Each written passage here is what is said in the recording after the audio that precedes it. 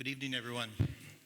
Welcome to the organizational and business meeting here on January 6th, 2025.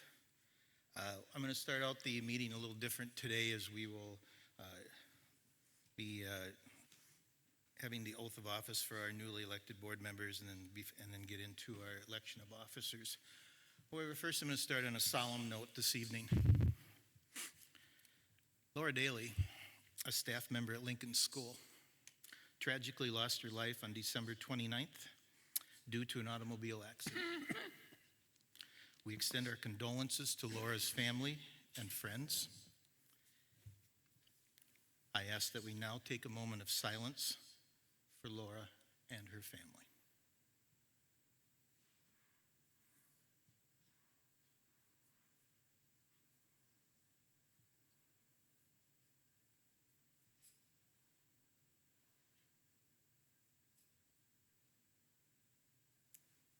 Thank you. I now ask Cassie Steves, Jerry Robichaux, and Candace Knutson to join me in front of the board table for recognition and oath of office of newly elected board members.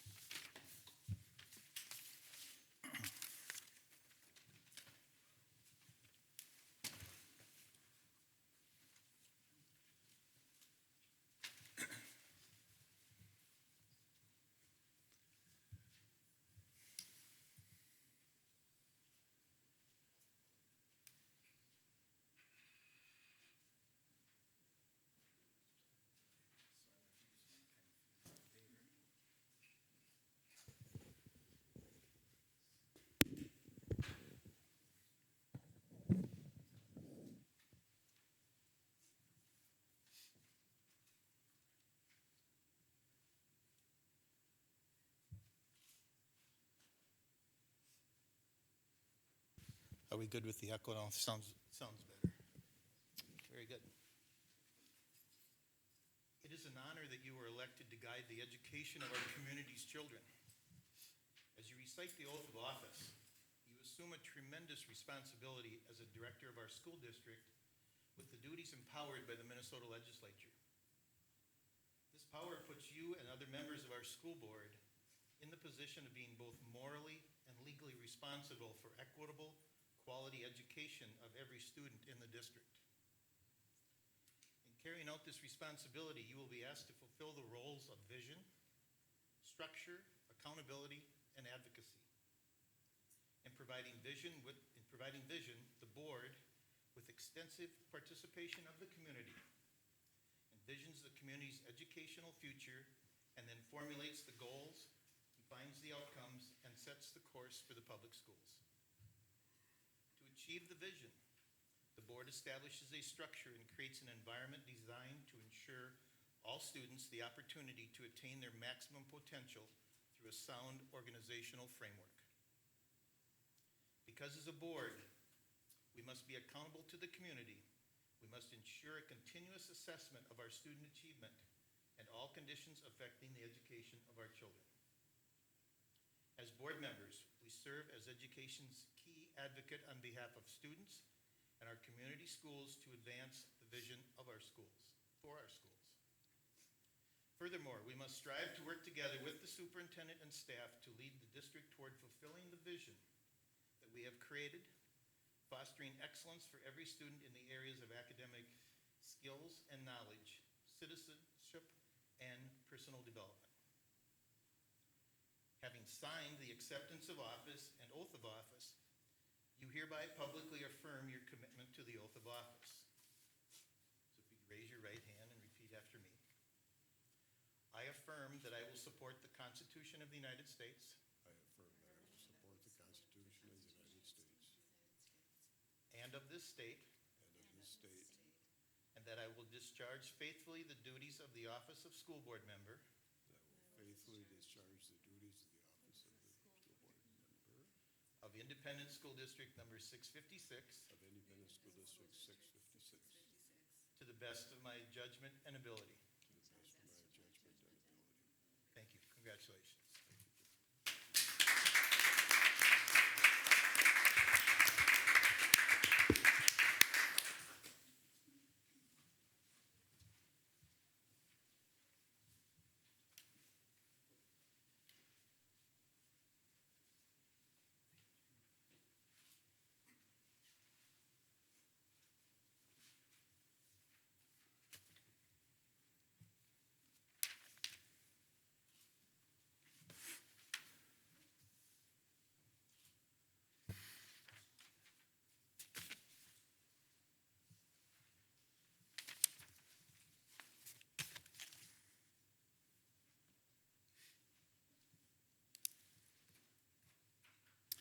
now call the organizational and business meeting to order. Ms. Steves, would you, as acting clerk, would you determine that a quorum is present? Yes, Mr. Chair, there is. Thank you. Would everyone please stand, remove your hats for the Pledge of Allegiance? I pledge allegiance.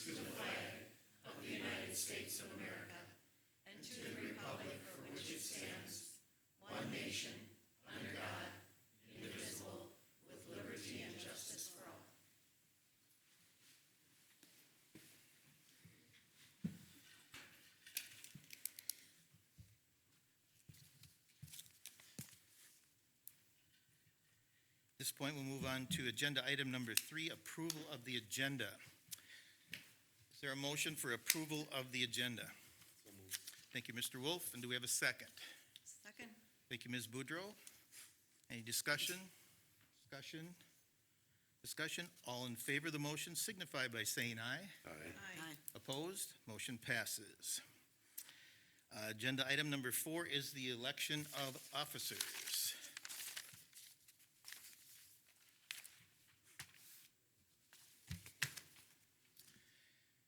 The first in election of officers is the election of the office of chair. So, nominations are now in order for the office of chair. Do I have any nominations? Mr. Chair, I will nominate John Billingham as chair. Thank you. John Bellingham has been nominated for the office of chair. Are there any other nominations? Are there any other nominations? The nominations, I'll go through 3 times each one, so that is the third one there. And now that I've asked 3 times for nominations, I will close the nominations for the office of chair. Being that John Bellingham is the only person that was nominated, I declare that John Bellingham is elected as chair by acclamation. Next, we'll move on to, and thank you very much. Second, we'll move on to office of vice chair. Nominations are now in order for the office of vice chair. Are there any nominations? Mr. Chair, I would nominate Chad Wolf as vice chair. Thank you. Chad Wolf has been nominated for vice chair. Are there any other nominations? Are there any other nominations? Hearing no other nominations, I close the nominations for the office of vice chair. Seeing that there's only one nomination, Chad Wolf, for vice chair, I declare that Chad Wolf is elected as vice chair by acclamation. Congratulations again, Mr. Wolf. Nominations are now open, now in order for the office of clerk. Are there any nominations for the office of clerk? Mr. Chair, I would nominate Cassie Steves as clerk. Cassie Steves has been nominated for the office of clerk. Are there any other nominations? Are there any other nominations? Hearing no other nominations, I now close the nominations for the office. Seeing that there's only one nomination, Cassie Steves, I declare that Cassie Steves is elected as clerk by acclamation. Congratulations and thank you, Cassie. Nominations are now in order for the office of treasurer. Are there any nominations? Mr. Clerk, Chair, I would nominate Linda Boudreau as treasurer. Linda Boudreau has been nominated as for the office of treasurer. Are there any other nominations? Are there any other nominations?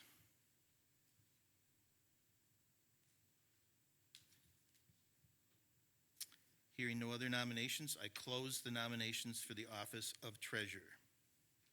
Seeing that there is only one nomination, Linda Boudreau, for the office of treasurer, I declare that Linda Boudreau is elected as treasurer by acclamation. Congratulations and thank you, Ms. Boudreau. Mr. Chair. Dr. Robichaud. As this is, isn't it appropriate to have some kind of speech from each of the candidates? Or now elected officials? Well, I didn't think I'd take 45 minutes to an hour of my time to give that speech, but I think in lieu of the best interest of the board and the community here, I think we'll proceed forward with that. But thank you, Dr. Osho, for that. So Mr. Chair, unless one of the... I would just like to thank Jerry Robichaud for being on the nominating committee.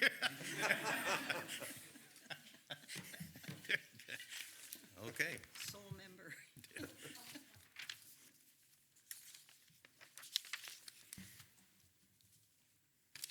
I was so ready with everything, and then it went so quickly, I didn't get that done.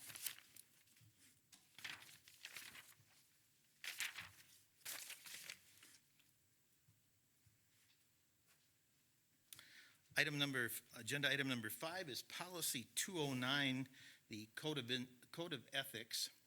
As we look through the agenda item number 5, the Code of Ethics, this is a good time to review the Code of Ethics set forth here for the board. And I particularly wish to point out a couple things here. During my 1 year as chair last year, and as a board member now for 6, starting my 7th year, I'll take this opportunity to address some items that has been brought up to me by some community members, staff, fellow board members, and also my observations during committee meetings, work sessions, business meetings of the board. My goal is to have the highest performing board, functioning board we possibly can. So in the Code of Ethics particularly, I wish to point out items in Agenda 2A, to listen to the opinions and views of others, school board members, administration, staff, and students, and community members. Also, as board members, we support the decision of the school board, even if my position concerning the issue was different. On 2B5, to work through the superintendent, not over or around the superintendent. On 2E10, present any personal criticism of employees to the superintendent. And 2F2, comply with all district policies as adopted by the board. Also, throughout the year, there's always been some questions as to what are school board procedures and practice. So I'm just going to throw out a couple things here that has always been my understanding of practice things, but probably was never mentioned, but we'll go with it with what it is here. So during the meeting, motions and amendments, to really have a high-functioning, crisp meeting, motion and amendments to a motion must be made in proper form as per Robert's rules. The example would be, Mr. Chair, I move to amend the motion as follows. Mr. Chair, I so move. Mr. Chair, I second the motion, et cetera there. Also, amendments to an agenda item should be given to the chair and the superintendent as soon as possible for distribution to the entire board before the meeting. Communication amongst the board and the board in visiting schools. So when visiting schools, make an appointment with the building administrator. Include Superintendent Benty on the request. Requests for information from cabinet and administration should be directed through Superintendent Benty. The chair is the spokesperson of the board. In an email sent to all board members, the chair will reply on behalf of the board. I do reply, it's very generic. I don't do reply all, but I do send directly to the person who emailed the entire board. Unless you want me to include you on all those, just let me know. Inquiries for information and items of information should be directed through the chair and the superintendent. Bottom line in discussion here, the Code of Ethics are commitments and expectations that we as a board set for ourselves. So thank you with that.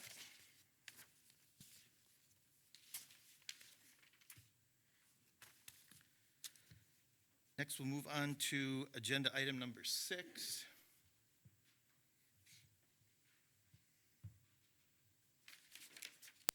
Which is the school board schedule.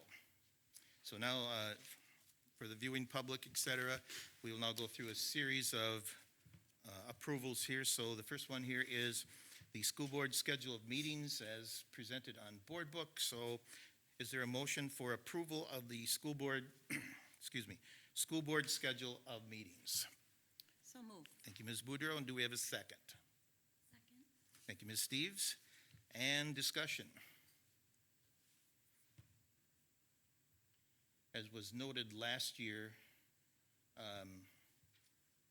by a couple board members, normally we do not have a work session in July, just a business meeting, a regular meeting. If a work session is warranted, that will be called by the chair, and also upon approval of all these meetings, committee assignments, school assignments, et cetera. Ms. Kenny will be sending out a calendar invite to place on our calendars, et cetera, so we know when they are. So, any discussion? Discussion. Quiet board tonight. Good. Okay.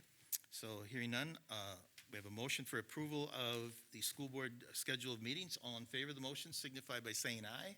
Aye. Opposed? That motion passes.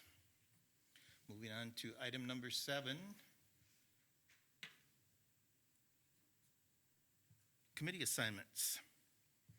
So what we'll need to do with committee assignments is, there's no sense, to me, there's not a sense of making a motion. There's nothing really to vote on at this point until we go through the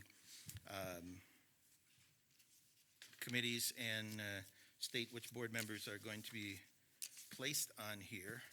So to begin the discussion here, just wanted to remind the board here, as like last year, as chair, I did make some changes. There'll be some changes made again this year. But as per policy 213, in reading that, the chair does appoint board members to the committees. As I stated last year, and I still believe this, I believe a lot of our committees are too heavily board member numbered.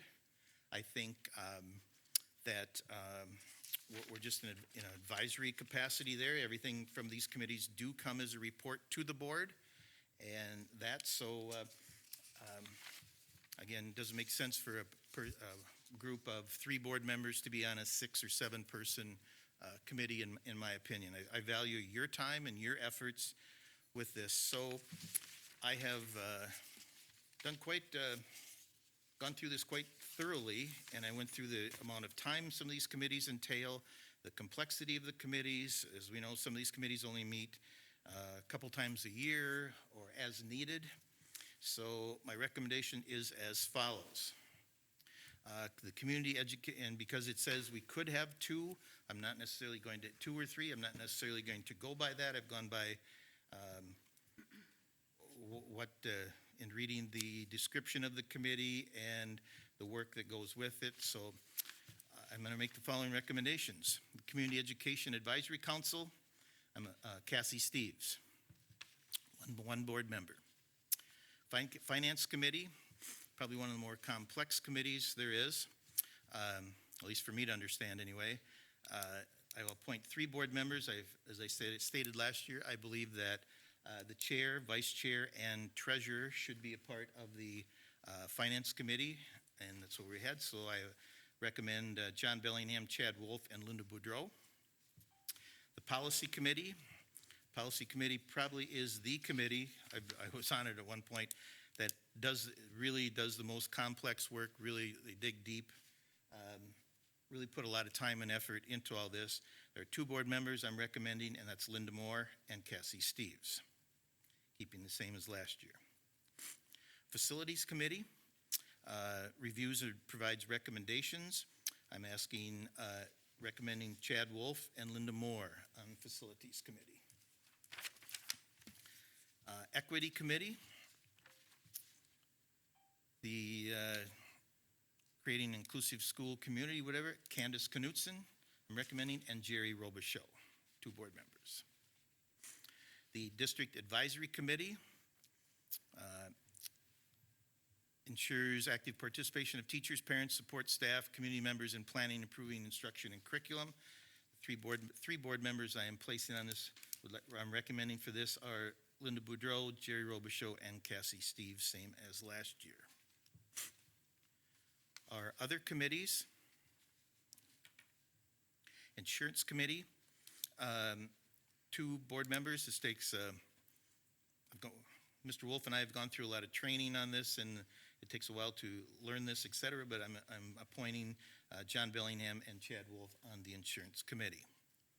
Negotiations meets or is called in maybe 1 to 2 times a year, and I'll keep the same 3 as last year, John Bellingham, Linda Boudreau, and Chad Wolf. The Wellness Committee, and in reflecting on this, I was on the Wellness Committee, I think, when I first came onto the board, and it was one of the more enjoyable committees I think I've been on. It was a very enjoyable committee to be on, and for keeping staff healthy and positive. So with that, I'm going to have 1 board member, and that's Candace Knutson. The Superintendent Evaluation Committee meets to be determined. Once again, we'll do the superintendent's goals, et cetera, in May, June again. And the same 3 that were on last year, John Bellingham, Jerry Robichaud, and Linda Boudreau. The Falcon Enrichment Education Program, FEEP. I remember as our discussion last year, that's a 7 a.m. Tuesday morning committee. Meet in person here. It's a great committee, full of fun, et cetera, and I would like to continue that. So I'll place myself on that particular committee. Alexander Park. That committee discusses what is going on in the park, so everyone's aware of the big events within the districts. I'd like to appoint Linda Moore to that one. The Ice Arena discusses operations and issues within the Ice Arena. I will take that one unless anyone else would care for that particular one, Ice Arena there. And the Soccer Committee, a couple times a year, Chad Wolf. The Minnesota State High School League, I will continue, John Bellingham will continue to be the representative to the Minnesota State High School League, board representative to the Minnesota State High School League. The Schools for Equity and Education,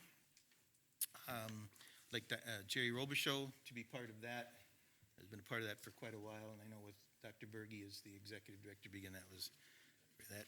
And then the Cannon Valley Special Education Cooperative, being monthly on the 4th Tuesday there, keeping it the same as Jerry Robichaud and Linda Moore as the alternate. So with those are my recommendations. With that, I'll entertain a motion to approve the committee assignments.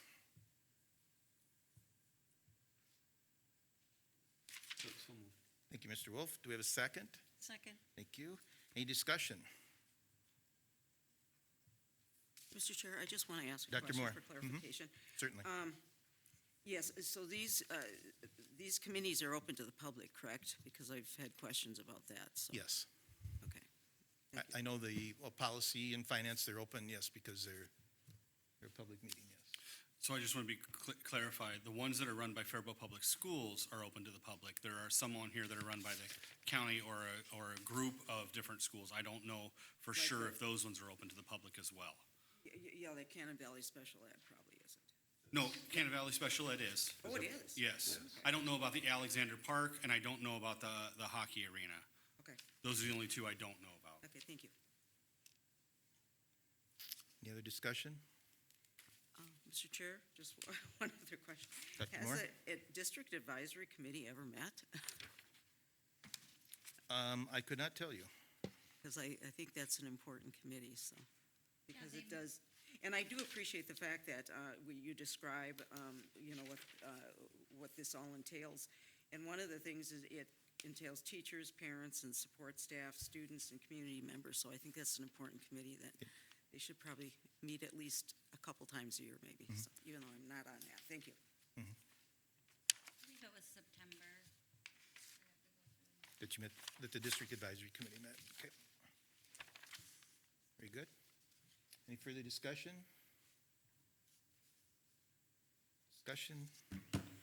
Okay, Okay, all in favor of the motion to approve the committee assignments signify by saying aye.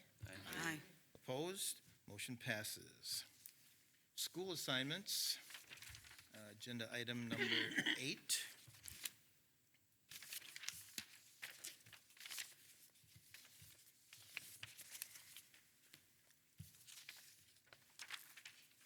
So I also went through and went through the schools and noted who had, what board member had a school as a representative, being a representative from the board to those schools. So I'm going to propose the following, and then we can then have a motion and second if you're okay with that. So Jefferson, for board member for 2025, Cassie Steves. Lincoln, Linda Boudreau. Roosevelt, Chad Wolf. Faribault Middle School, Jerry Robichaud. Faribault High School, Candace Knutson. ALC, Area Learning Center, Linda Moore. And McKinley Early Childhood Center and ABE, John Bellingham. So, thoughts on those? There aren't any thoughts. I'll entertain a motion for approval of the school assignments. So moved. Give the motion to Ms. Steves and a second to Mr. Wolf. Is that okay? Oh, I'm sorry, Dr. Robichaud, thank you. Discussion?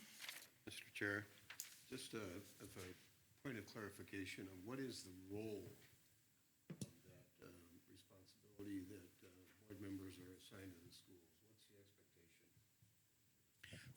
And I'll try and clarify with Mr. Benty as well, but from my vision, and board members chime in, is that that's your designated school. You should go visit it once in a while, meet with administrators, walk around, see with the administrators, see what is happening within the classrooms, with what our teachers are doing.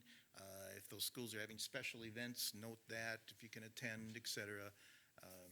Anything anybody else wants to add? That I don't think it's a deep, just for a board member to say that's my school, or I represent that school, and here's what's happening, and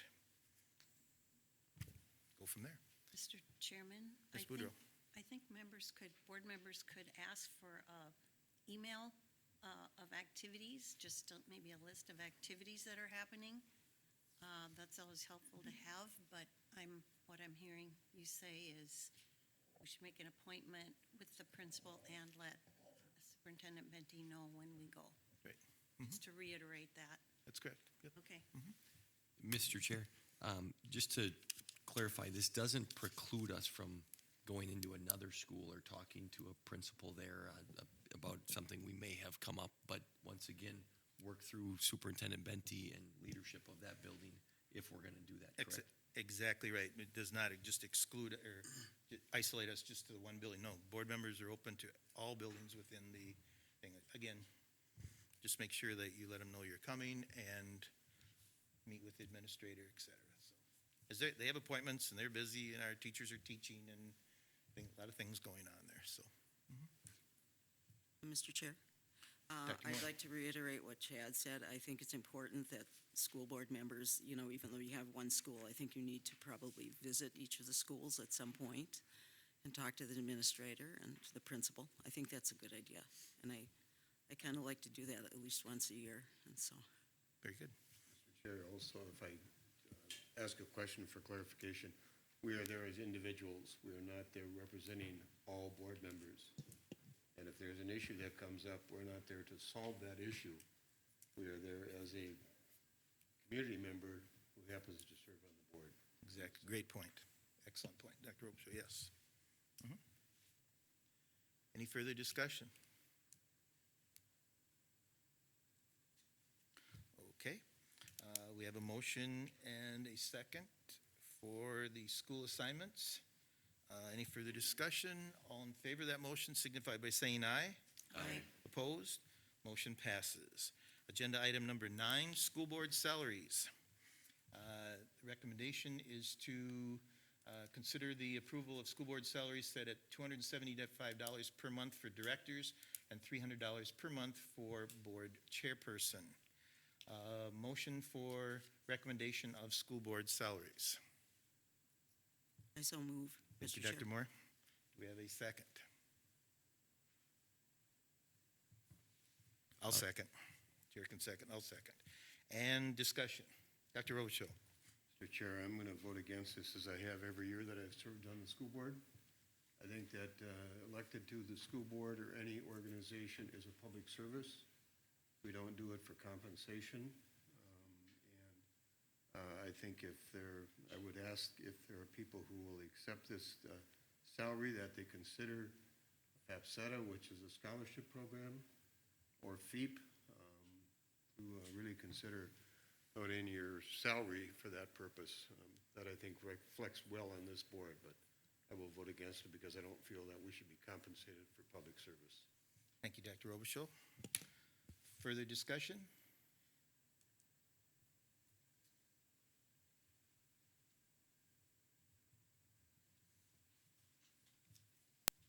Last call for discussion. We have a motion for approval of the school board salaries. All in favor of the motion signify by saying aye. Aye. Opposed? No. Motion passes 6-1. Agenda item number 10, consider approval of business office annual resolutions 25-13 through 25-19 for fiscal year 25. So for transparency, board members and members of the public, we are approving 7 resolutions that are annual resolutions for the fiscal year 2025, and they are designation of depositories, designation of official publication, authorization of use of facsimile signatures, payment of claims between board meetings, petty cash resolution, investment resolution, and appointing responsible contract authority. So I'd have a motion for consider approval of business office annual resolutions 2513 through 2519. Thank you, Ms. Boudreau. And do we have a second? I'm sorry, I'll Ms. second. Okay. One of us. Motion by Ms. Steve, second by Ms. Boudreau. And discussion.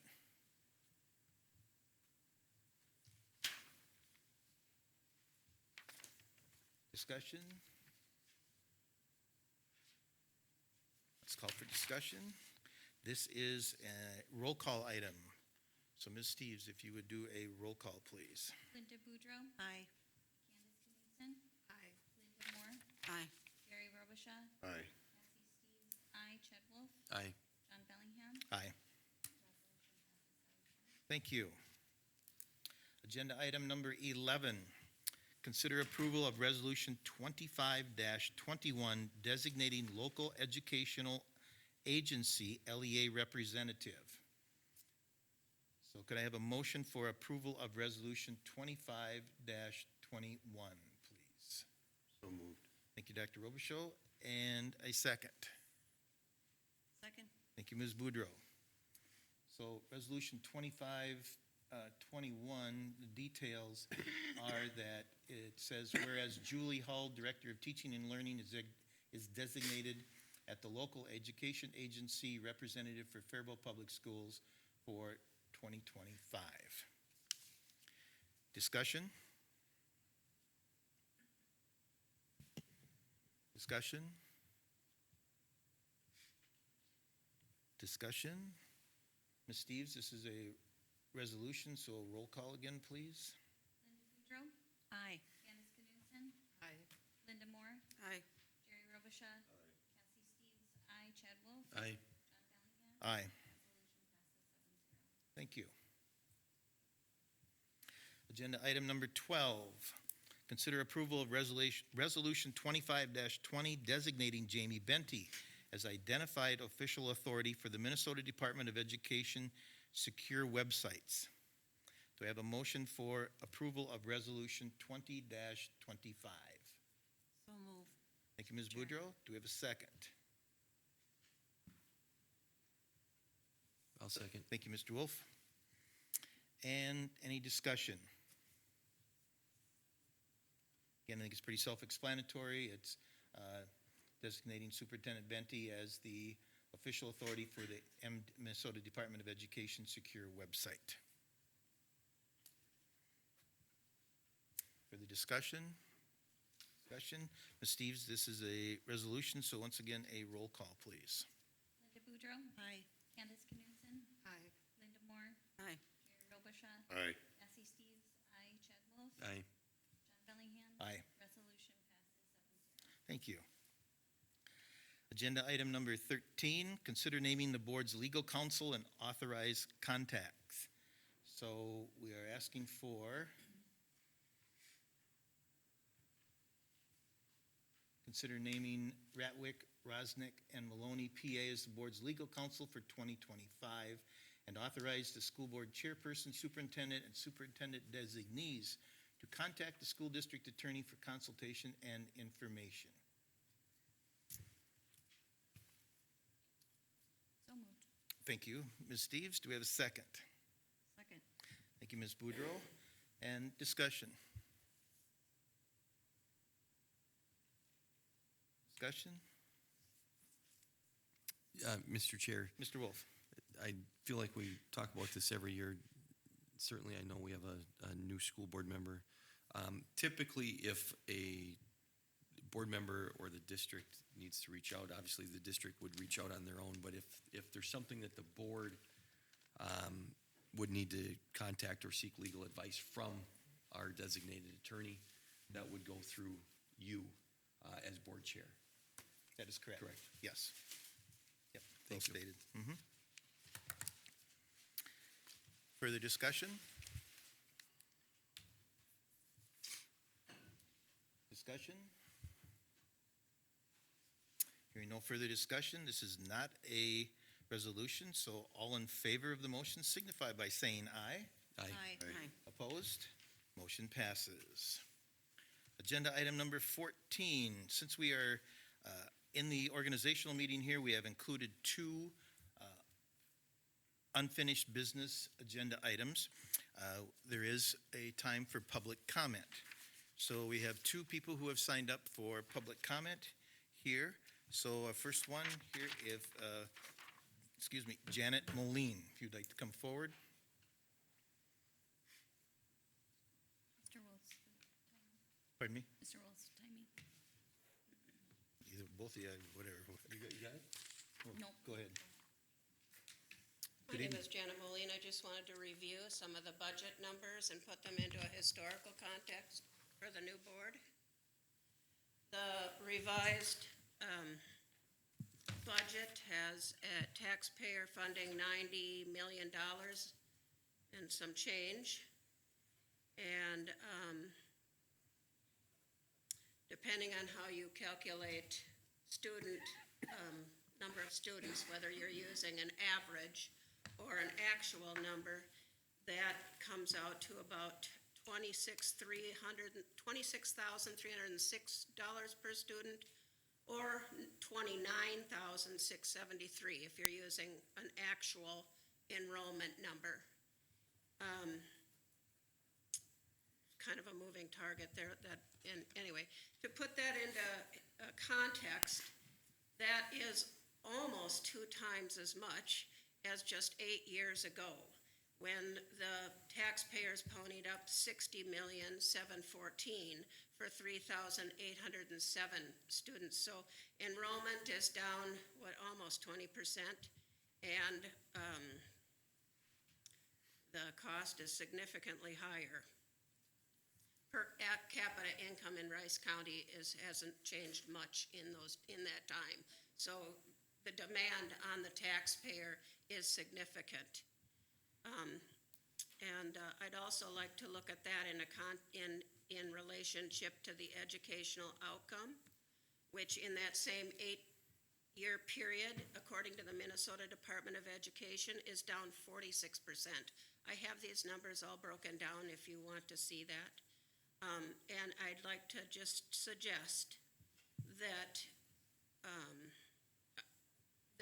we don't add any more non-teaching staff. I reviewed these grants, which add multiple non-teaching staff. So you're expanding your footprint. Your educational outcome is your average is 20.54% proficient. That's down from 44.6% proficient just 8 years ago. So it's to add more responsibilities or more people that are not addressing the teacher's need. I think, it's your decisions, but that doesn't fix your budget issue or your educational outcome issue. Okay, that's all I got. We're drowning. Anyway, and I do have some nice graphs for you that show over national data over 20-year period is up about 132% increase in non-teaching staff to students, and the local Minnesota data is up 183%, I think, to an increase in students of only 2% in Minnesota. And I think that should be taken into consideration when you are asking the taxpayer for more money. Thank you for your time. Thank you, Ms. Moline. Our next public comment is Leah Inman.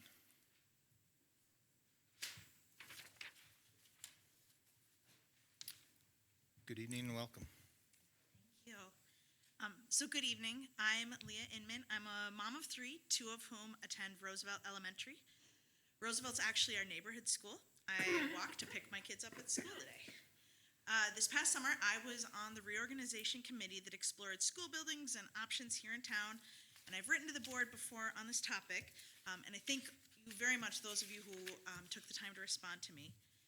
I do have strong concerns about reorganizing our students away from the elementary school with the strongest MCA scores and parent approval ratings here in our city. But I won't belabor that point. I know you've heard this from me in my letters before. I am here tonight, though. I found it really important to come for just a few suggestions. First, virtually the entire committee agreed the ALC needs a new building. And I think this should be its own vote, separate from the reorganization.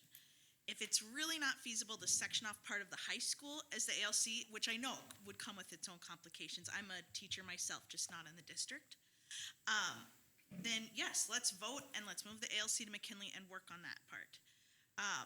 But I think the elementary and early childhood discussion can and should be separate from the vote about McKinley's future. There have been multiple staff that I've talked to who've said, it might be possible, given our empty classrooms, to house early childhood in our existing buildings with the majority of functions at Roosevelt.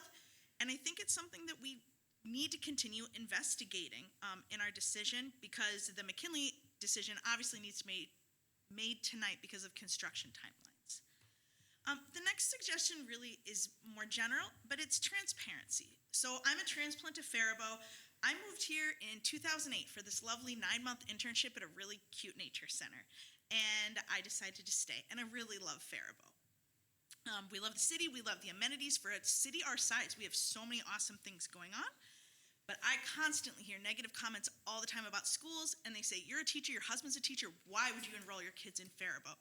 And we've been really, really happy. Our kids have done well, they've thrived at Roosevelt, it's been great. When I do drill down to people and ask them about it, their most common complaint is the board, and they feel like the board's not honest with them. And this is not an indictment on any specific board member, because this is a long-time complaint I have heard for 15 or 16 years. The main things that I would like to see, speaking for mine, is just a public acknowledgement that this decision is really tough. This is a really hard decision, no matter which way you swing, about reorganizing, about building use. I think no one wants to close a school or, move kids out of a school. But is that true for the board? Is that true for the district level staff? And also just about finances. From being on the committee this summer and all the data given to us, I think that this is primarily a financial decision of reorganizing to have more opportunity and more space and shift around money, but it's not clear. Asked multiple times, but don't understand why we cut teachers, but we haven't cut admin, we haven't cut district level staff, we've raised class sizes, we've cut music and art back, but it's not clear if there's other cuts being made. People need to hear about it. I'm sorry, I know I only have so Ms. much Inman, time. would you wrap it up, please? I have so much to say. I didn't think I wrote it that long. I have a bunch of suggestions in here, but it's things like, why are we still gonna have an early childhood director and a principal if Roosevelt becomes an early childhood center? When you're going from 18 sections down to 9 sections, why would you keep a principal? Why could you not reconfigure that? And also just, there's a lot of rumors going around in town, tons of rumors about why this is happening, what's happening, why we're continuing to do this. I think the biggest challenge for most families in town is just that everything is unknown. We know where we're at right now, we know what schools we're at, but there's so many things unknown. And I, as a very regular volunteer in the schools, don't have any of the information, so I know that the average family doesn't. I also Thank will you, say, thank you, Ms. Inman. I think Mr. Wolf, we'd love to see you at a PTO meeting. Perfect. I just got assigned to that school, so I don't know what time they are, but as soon We as have somebody one tells me. Wednesday at 4, if you wanna come hang out. Wednesday at 4, I have basketball practice, so if you want to reschedule them for 7 in the morning, I'll gladly be there. But I coach basketball Okay, November. through let's move May. on here, so. Let him know. Thank you. We'll move on to item 15, the unfinished business. 15A is consider approval of the reorganization plan option D. So let's go a little bit of history here and what has happened. On November 12th of 2024, a motion was made and seconded. It was made by Ms. Boudreau, seconded by Mr. Wolf for approval of reorganization plan option D. In that discussion, a motion was made by Mr. Wolf to postpone this option D, the reorganization plan option D decision until agenda item until today, January 6th meeting. That is where we're at. As per Robert's Rules 1417 state, when the appointed time has been reached for a postponed question to be taken up, and as soon as no other business of higher priority interferes, the chair states the question as pending. Therefore, no further motion is normally needed to bring the question before the board. So I will state that reorganization plan option D is pending, and we were at the discussion stage, and that's where we will pick up from there. So once again, we have a motion and a second and discussion on this item. Mr. Chairman, Ms. Boudreau. how would you like to proceed? I mean, at this point, can we just reiterate a little bit of how we got here and where we are, or would you rather just take a vote? We're discussing the motion to approve reorganization plan option D, so whatever you wish to Okay. comment on the motion to approve Well, option D. If it's okay with the board, I'd like to just review a little bit of that option. I want to say that, first of all, declining enrollment, fiscal constraints, increased mandates, concerns for academics are challenges most school districts are experiencing right now. Restructuring and consolidating buildings is being discussed both to the east and the west of Faribault. Smaller communities, they're considering the closure of entire schools in one of those small communities that those districts serves. Fortunately, in Faribault, the option before this board offers us much more. Again, I want to thank the committee, those who participated on it, as well as the architects of the proposal who did a lot of research. Mr. Benty, thank you, and others. I know there's many, many others.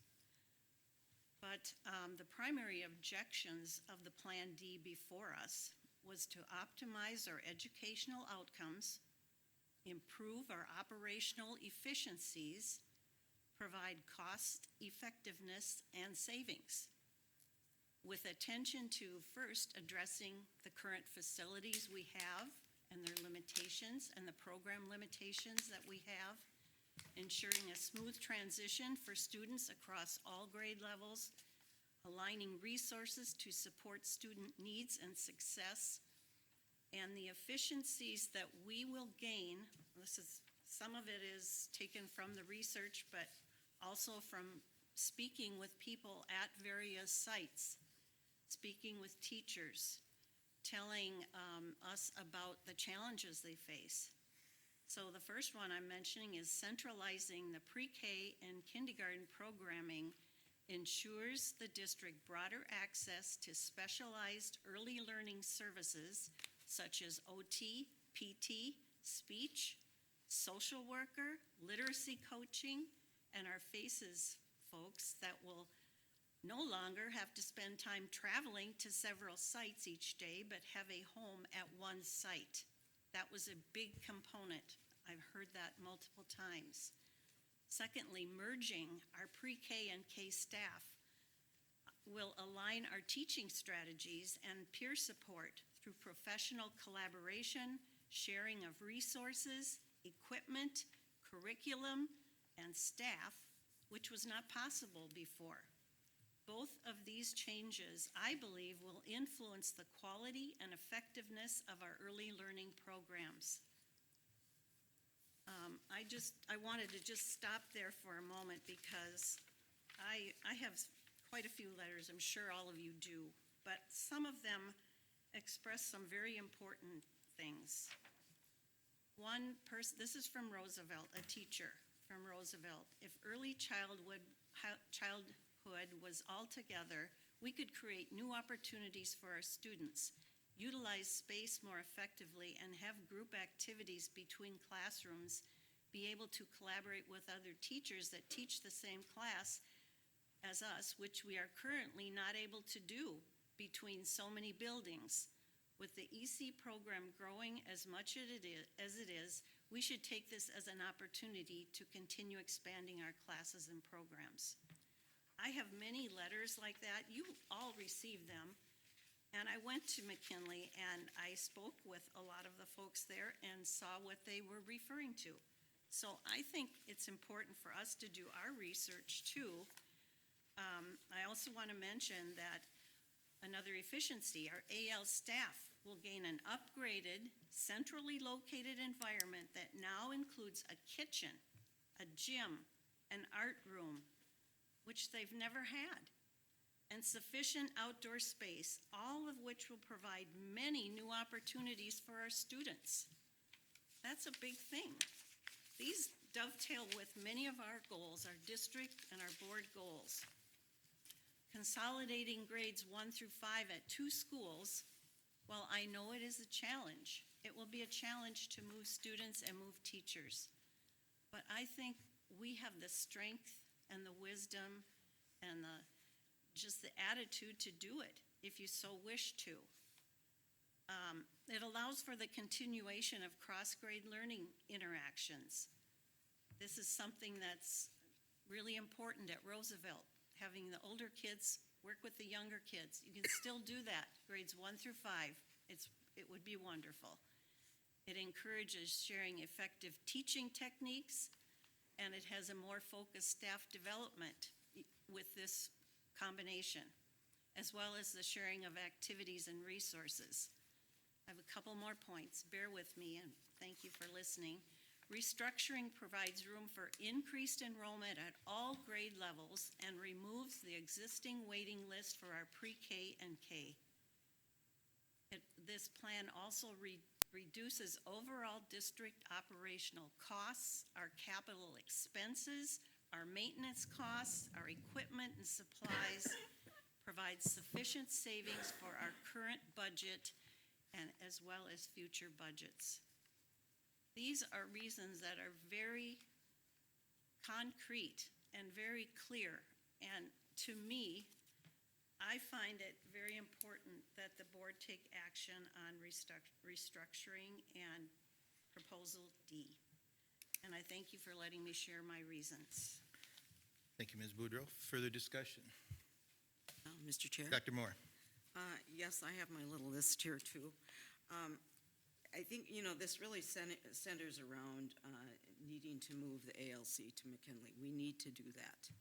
And I believe that we absolutely have to do that. But it also centers around cutting the dollars in the budget. And I guess my concern is, how is this move affecting achievement? We've asked for research, and I think I've heard it was like 6 of one, half a dozen of the other. Well, I think we need more than that. This should be really based, our decision should really be based on solid research. And I actually got this sent to me from a constituent, and I appreciate that, but I was also looking at some literature. And this was from a review. Did you know that this was, and I have the study right here for the review literature. Studies demonstrate that pre-K and K, when you combine them, don't benefit pre-K. There's really no benefit to the pre-K and K settings. For example, students, they don't gain skills as fast. They don't learn as if they were as fast as if they were in a more traditional setting. And another research finding that they found out in this review was that kindergarten students in the pre-K and K setting, they demonstrate a 1 to 2 month lag in math and reading compared to the students in the primary and elementary schools in that setting. And then lastly, too, the more transitions, and this is from building to building, the more transitions a student makes from building to building is related to decreased achievement. And it's also related to more negative behaviors and less positive student-teacher relations. And with all of that, with this research, I'm really very hesitant about this. If this, with what I have just read, I'm having a problem. Why are we so set on disrupting Roosevelt Elementary teachers?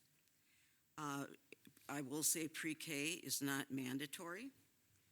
So why such an emphasis on this, the early childhood? I think we need to be concentrating on K through 12 students and making sure each of these students graduate in a timely manner. It may take maybe more than 1 year, like 5 years or something, but we really need to be concentrating on that and not so much on early childhood. I think we have the 3 elementaries. I think we could absorb some of the pre-K and the K. Another thing is with Roosevelt is the safety concerns. We've got pre-K, I think the kindergarten on the 2nd floor. What happens if there's a lockdown? What happens if there's an active shooter or something? Those kids, those little kindergarten kids, got to come down those stairs really fast into the 1st level if they would have to do that. And that bridge across the, with Roosevelt, I can see the little ones climbing on that. They say it hasn't happened yet, it may not, but these are major safety concerns, and especially I'm really concerned if there's a lockdown or if there's an active shooter in the building. That really bothers me with those little kids having to come down those steps fast. Finally, bear with me, thank you. From the budget aspects too, from my understanding, like I said, early childhood is not mandatory, and it's free now because of various grants, from what I understand. But what happens when the grant runs out? I could be wrong on that, but what happens? How can we fund this? If it's not mandatory and we're in money, in a money crunch, why don't we concentrate on the kindergarten, the kindergarten through grade 12, like I said? I don't think this would be, with early childhood, so many children coming in when it's not mandatory. I really don't think, from a budget standpoint, this is sustainable. And as I think it was Ms. Moline mentioned, we've got so much top heavy, and with teachers, we need to really concentrate on the teachers and in the teachers. But I guess just to summarize, from Achievement level, I don't think we've seen the research on that, and I think we really should. And it is a major disruption, I think, for some of the teachers in Roosevelt. I think also, and last but certainly not least, I summarized the safety concerns. So I am against this proposal. But as I say, we do need to do something with ALC. Thank you. Thank you, Dr. Moore. Ms. Steves? So just like to kind of address a couple of points. You know, as I've mentioned many times before, I'm the only one on this current board that this decision would actively affect. I'd like to specifically address, Ms. Moore, your comments about early education. Firsthand, I've seen the differences between my children, my oldest and my middle daughter, their education. My oldest son didn't attend preschool, struggled to read in third grade. Of course, you throw COVID in there. My first grader is reading chapter books. Of course, my son caught up. I directly attribute this to early education, specifically Faribault Public Schools preschool programming. You know, I think I've been fairly outspoken on my thoughts. You know, I respect everyone on this board, and I respect your opinions, Ms. Boudreau. You mentioned a lot about collaboration. You know, I'd really love to see some collaboration between the ALC and the high school. I truly believe that we have an asset with South Central College right across the parking lot to really help all of our students, 9 through 12, whether they're a traditional high school student or an ALC student, really succeed in our community using that as a collaborative tool. I do have some concerns about safety. Again, you know, my kids put their snow pants in boots, and I can barely get them down 2 steps. Above all else, no matter what decision, reflecting on, you know, our earlier discussion on our code of ethics is, I'll support whatever the majority of the board decides. I know where my decision is.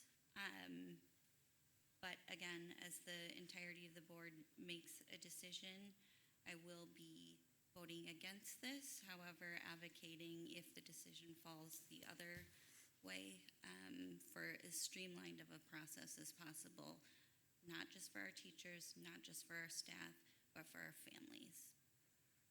Thank you, Ms. Steves. Dr. Robichaud? Thank you, Mr. Chair.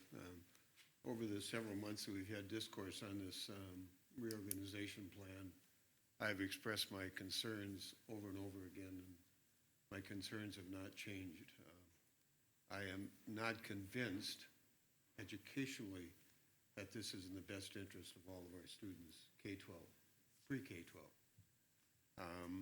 I do have some concerns about what we're doing to the family construct that we have in our district with preschool and 5th grade, 6th grade, on up through the line. So and I also believe that the ALC does have a right to an appropriate educational facility. There's absolutely no doubt about that.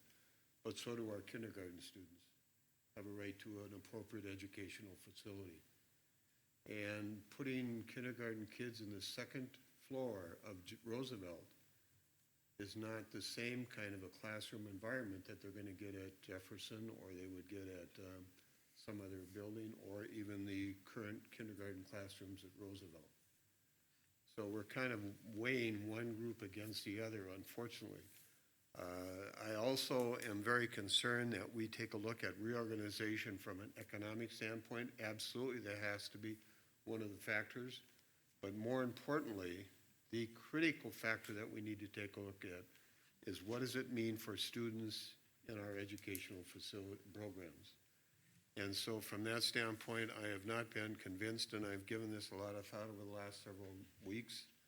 Again, since this came up for discussion, and we've had this discourse over and over again, I have not been convinced this is in the best interest of all students in our district, this proposed educational restructuring plan. Dr. Robichaud? Chad, do you want- I'll defer to Ms. Knutson. Ms. Knutson, do you have anything to add at this point? No? Mr. Wolf? Yeah, thank you. And I greatly appreciate all school board members' thoughts, and I appreciate Ms. Inman as well and her thoughts and all the letters that we've seen from parents, staff, everybody. I do want to address a couple things. It was intimated that we weren't open and honest, transparent feedback, and maybe I wrote that down wrong. I feel over the last, I don't know, when did that start? April, May, when we started this process for a second time. I think the big difference this go-around versus last go-around was actually having a committee of community members and anybody else that wanted to volunteer, not just Superintendent Benty and district leadership or district staff. And so, now granted, I'm a bit biased sitting on this side, but I feel like every meeting that we've asked for anything, we've gotten it. I feel we've had an opportunity to ask every question that we wanted to, multitude of times.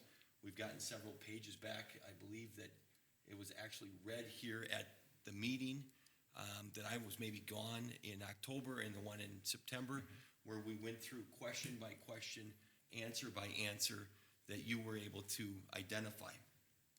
And so, I apologize if the community or people in the community feel that way. I feel vastly different on that, and I've spoken to many members of that reorganization committee from the community as well that feel it was very open and honest and transparent. So if I'm missing something, I apologize on that. I can certainly say that I believe on behalf of the board, I won't speak on behalf of the board, I'll speak on behalf of myself who is on the board. We tried to make that as open and honest and transparent as possible. And I do believe that we did a good job. Ms. Moore, you talk about more transitions. I don't believe there's any more transitions if this does pass for students. We have a pre-K, early childhood pre-K, and if this passes, that would go early childhood through K. I don't believe there's any additional transitions for students. Okay, You tell me how I'm all wrong. right. Right now, we have K, well, for two schools, we have K through grade 5, correct? Right, but all three schools we have No, K Lincoln. through 5. Three Currently, elementary schools. currently K we have through 3 5. elementary schools. 2 of them Them are pre-K pre-K. through 5th grade, and one of them is kindergarten through 5th grade.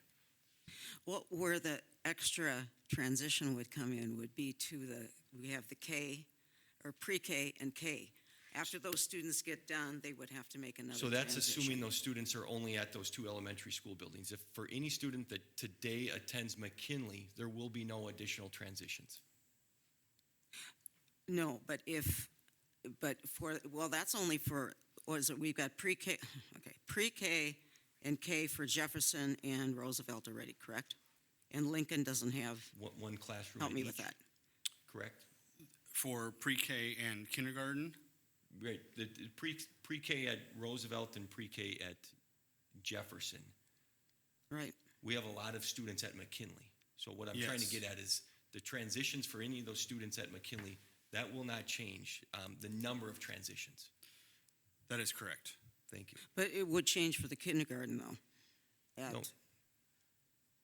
Because right now, we have pre-K, Right, but if a student, pre-K at Jefferson and Roosevelt, correct? right. All right, A- a- so for those students, if they Those students, it would. It would, Correct, yes. I will agree with you on that. Yes. However, I believe the majority of pre-K and early childhood students are all the majority, not all, the majority are at McKinley today, Yes, Yes. correct? Okay, Yes. thank you. 246. We've heard several times, Ms. Moore, you asked, or intimated maybe, I don't want to put words in your mouth, that research doesn't show early childhood has maybe the results or that the data's not out there. Superintendent Benty, I'm no educator, and I will never proclaim to be, but I believe from all the statistics and conversations with Superintendent Sesker and yourself and former curriculum directors over my 10 years of being on the school board, I believe that actually the greatest return on investment is actually the dollar spent on early childhood. Am I wrong on that? So the research that I looked up, and this was about 2 years ago, the greatest financial return on investment was every dollar spent at pre-K saved you $13 by the time that student graduated.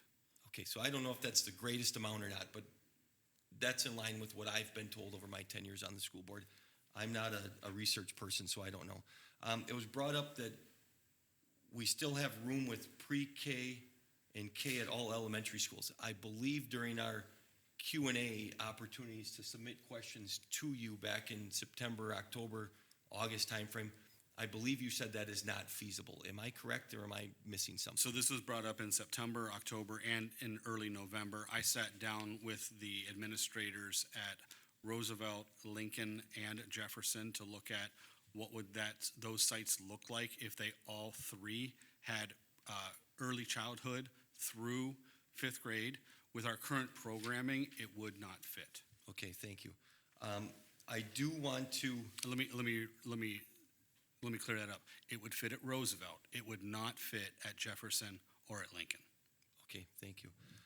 And I know there's conversations of where is the research, and I fully understand that. But I also believe that, like last year, if we don't do something here, and we talk about taxpayer money and all this type of stuff, and I fully agree with those conversations, we have an opportunity to save approximately $700,000. It won't be exactly that number.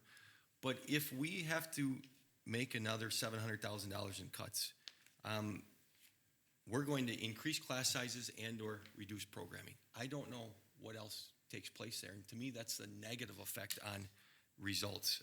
But once again, I very well could be wrong, and I respect other opinions. I do want to thank everybody, once again, that served on that reorg committee that met 5, 6, 7 times, whatever that was, spent hours, did school visits. I know a handful of you were there at every single meeting, and so really a big thank you to all of those volunteers. I want to thank the parents and the staff that have sent feedback through email, made phone calls, personal visits, all that type of stuff. A big thank you there. And I do want to acknowledge Ms. Inman's comments. Without a doubt, this is a really tough decision. I mean, change is difficult. I don't think there's a person that is going to support this that says, yay, let's go change Roosevelt for changing Roosevelt's sake. That's not me. I can't speak for other people. I do support that the leadership of our district, and I do support what the committee came up with, and I do support that the scoring matrix, when I wasn't here, I support what the entire board came up with. And so I do want to acknowledge, without a doubt, this is a difficult decision, as all of our decisions are when we make major changes and or budget cuts. So thank you, Mr. Chair. Welcome. I guess I'm left. Chair. Dr. Robichaud, go follow ahead. up, or do you want to go? No, go ahead. I just want to ask clarification. Mr. Wolf, you said $700,000 in budget cuts. How much is that attributable to declining enrollment? So some of it is declining enrollment that we have forecasted. If you remember last year when we talked about the budget reductions that we would be looking at, we faced $2.9 million last year, and we said we would be coming into about another $600,000. That's still the number that we're going with. Some of that is based off of declining enrollment. So if we did nothing, we would still be making budget cuts because of declining enrollment. Yes, that is correct. Thank you. Dr. Robichaud? Okay, I'll finalize this discussion. 2 years. I believe it was 2 years ago that we asked Mr. Benty to do a study which would make sure our buildings in our district is as efficient as possible. And we came back with, he came back with a proposal, and that was voted down, and the concern was we did not involve the community, we did not involve the teaching staff, we did not involve anyone and everyone. And so we again directed him to look at efficiencies and come up with a plan, and that committee did. And as Mr. Wolf said, thank you to all those who participated in that and worked on that for quite a long time and came up with this proposal. And it's going to be difficult with here, but I'm proud of this board because you can see the passion here for kids either way. And we know it's going to affect not just kids, our students, but our parents and our community and our staff. This is a big, big decision, and it's, as I said before, it will change the way that where instruction is delivered and maybe how it's delivered, et cetera. I've often been told just because you're a retired teacher, you shouldn't bring up the old days, but in the old days, if you remember, and I will, because at one point, remember, we were so full I'm older. that the sixth grade from Washington and McKinley were both bussed out to Nerstrand because there were 2 open rooms. I was one of those teachers. I'll use the word uproar or concern from parents, sixth grade parents at McKinley and Washington was, you're going to put my child on a bus for a half hour out to Nerstrand and bus him back a half hour? Yes, we are. We did it. And a lot of my former students, and what we did was we took the half of the sixth grade class from Washington and McKinley and put them in my class and the other half to Fran Holmblad. And at the end of the year, there wasn't a single parent from either one of those schools says that was the best thing that ever happened. Once again, we met more kids and our peers from sixth grade from Nerstrand, McKinley, and Washington, really developed a cohort there. So I've been involved in some of those changes, and also the sixth grade coming to middle school. There was an uproar there as well. I had elementary teachers telling me, sixth grade doesn't belong in an elementary school. They know too much. They're too mature. We went to middle school. Then we were on the low end of the young end of all that. But they adapted, and parents adapted, and of course the concern was, my child's going to get lost. I'm looking at one of my former students here. Here. It's a big place, but with our teaming, all this, we were right in the hallway. We were all there. Again, I don't know of hardly a single parent or student that can't say they did not have a good experience at Faribault Middle School. You put your heart and soul to it. So this board is having a very difficult decision to make. And I truly believe that, as Mr. Wolf said, we've been very transparent. All questions could have been asked. We've taken our time. At one point, I told Mr. Benty we will have a decision by September. I guess my calendar isn't very good, is it, Mr. Benty? But again, to come to January, just to make sure we've done a thorough job, we've turned over every rock, every question, I certainly hope. In any decision you make, I don't believe you cannot have every little detail laid out exactly as you want. So with that, it's an interesting concept. Are we not servicing students on the east side? Homeschool on the east side? Well, as I stated, from Faribault Transportation, anywhere from 75 to 85% of the students at Roosevelt are bused in or have the opportunity to be bused in. We know that with the closure of Garfield and McKinley, that the concept of neighborhood schools was gone in those areas as well. Either went to Jefferson, Roosevelt, some went out to Nerstrand when they were part of us. So it is indeed a difficult decision. Again, thank you to all that were part of this, whatever, but the bottom line is we now need to make a decision. We've delayed this. We've, I believe, done our due diligence, whatever. So at this time, I'm going to call for a vote, and I'm going to ask for a roll call vote. So the motion has been presented as approval of reorganization plan option D as presented. So Ms. Steves, if you would do a roll call, please. Linda Boudreau, Aye. Candace Knudsen, Aye. Linda Moore, Nay.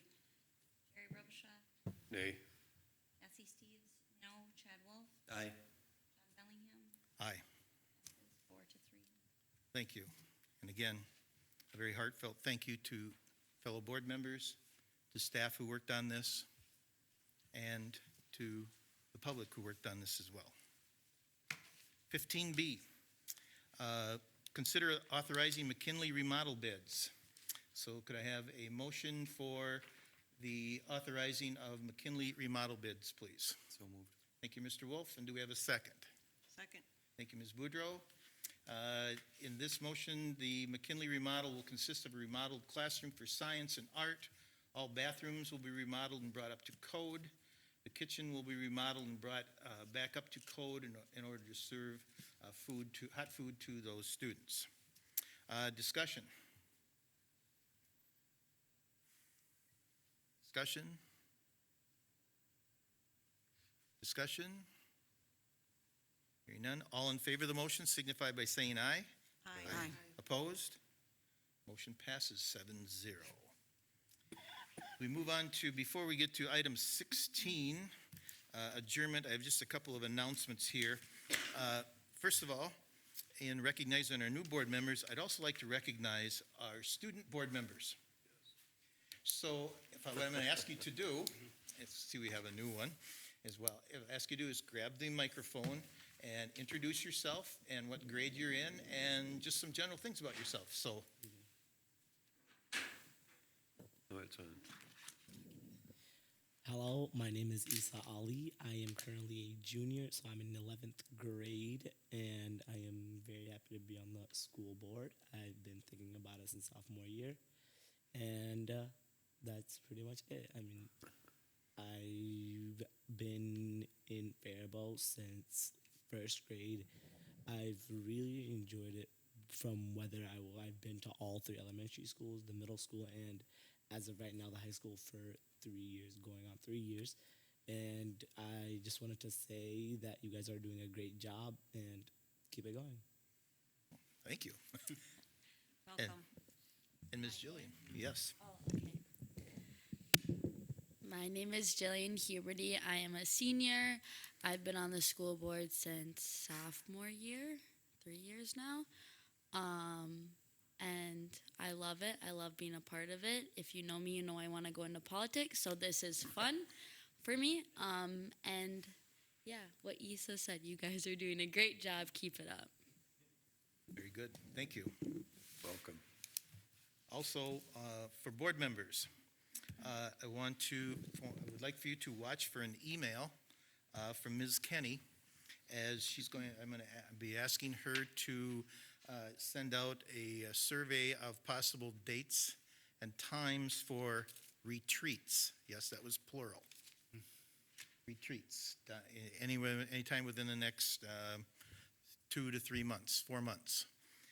My purpose here is I believe we have some vision statements and vision to go over, to review. Our strategic plan is, I believe, in our 7th year, probably needs to be reviewed, and hopefully with our discussion things in those retreats, we can get down to our main objective, and that is student achievement and how we can help our students achieve at the highest level here in Faribault Public Schools. So be on the watch for that email from Ms. Kenny. Mr. Chair, Mr. Wolf. will, last year we engaged with Studer, Yes, Studer Education. Studer Education. Will they be involved in these? I believe we waited until the new board was seated to start this. So will they be involved with these retreats and planning? I think that the plan will be for the board to decide what it is it's looking to accomplish first, and then I will work with Studer. They do work on strategic plans. They do work on mission statements if that's the way the board chooses to go, and they will work on goal setting as well. So, but they want to make sure that they have as much information coming in so that they can prepare for that. Thank you. Thank you. Excellent. And then just a reminder, our next meeting, regular meeting is January 27th. I don't have in front of me any committees happening this week, but just as a reminder for that. Board members, thank you for a very efficient and timely meeting here. So at this time, I'll entertain a motion to adjourn. So moved. Thank you, Mr. Wolf. And do we have a second? Thank you, Ms. Boudreau. Discussion. Hearing none, all in favor, say aye. Aye. Oppose? Motion passes. We are adjourned. Thank you all.